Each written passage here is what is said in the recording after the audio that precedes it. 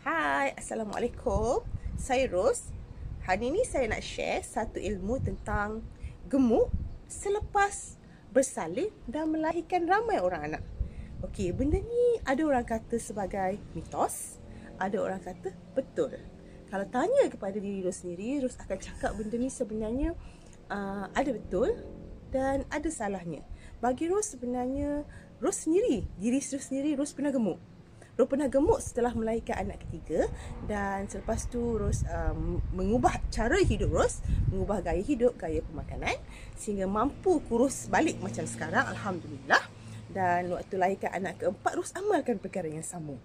Okey, jadi apa yang Ros nak share kat sini, kenapa wanita ni dia senang jadi gemuk semasa proses mengandung, proses melahirkan anak, dan lepas tu dia terus gemuk. Kalau dia hilang kilo pun hilang kilo sikit saja. Apa yang berlaku sebenarnya yang contribute kepada the whole process ni, yang contribute kepada kegemukan seorang ibu? Okey, semasa proses seorang ibu tu mengandung selama 9 bulan 10 hari, kemudian melahirkan anak, proses ni sebenarnya proses mengandung banyak menggunakan otot-otot dekat badan, terutamanya otot-otot pada bahagian bawah badan. Sebab janin tu semakin dia berkembang, jisim janin tu semakin bertambah selaras dengan perkembangan dia.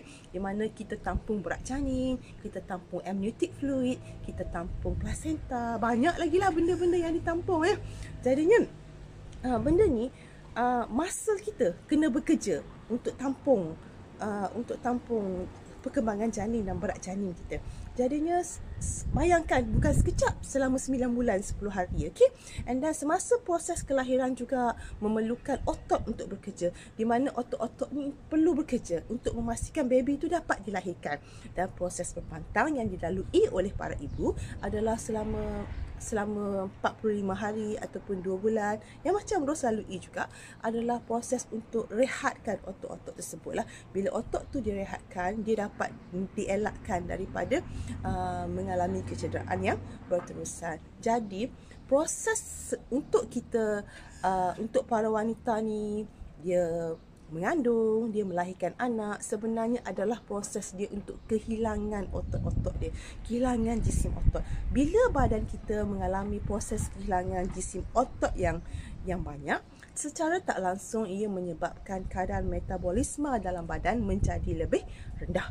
Seseorang yang ada kadar metabolisme yang lebih rendah, dia memang cenderung untuk gemuk. Di mana diet sikit-sikit tu, diet yang main Google saja tu, harap maaf tak kurus. Okey, jadi untuk menyokong badan kita supaya kadar metabolisme badan kita sentiasa tinggi, dia ada 2 faktor lah. Faktor yang pertama, satu, untuk bersenam.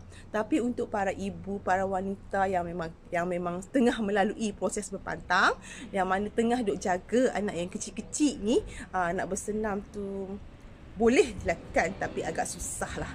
Okay, dan sangat terhad lah jenis-jenis senaman yang boleh dilakukan. Jadinya faktor yang kedua ni adalah untuk tingkatkan jisim protein.